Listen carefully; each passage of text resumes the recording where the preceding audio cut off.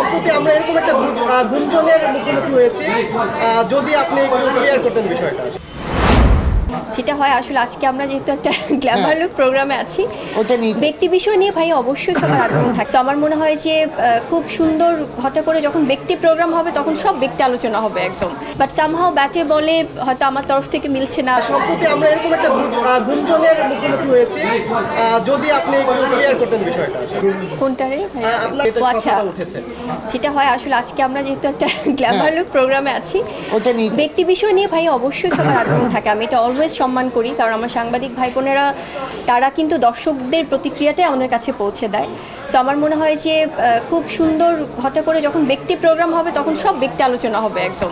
আসলে আমরা যেহেতু একই ইন্ডাস্ট্রিতে আছি, তো সেক্ষেত্রে প্রথমত জয় ভাই ভীষণ ইতিবাচক একজন মানুষ। ওনার সাথে আমার একদমই দেখা হয়নি ওভাবে খুব একটা, হয়তো কোনো প্রোগ্রামে বা এফডিসি রিলেটেড কোনো আমাদের আছে না যে কোনো কাজ হলে হয়তো একটু দেখা হয়েছে, হাই হ্যালো হয়েছে।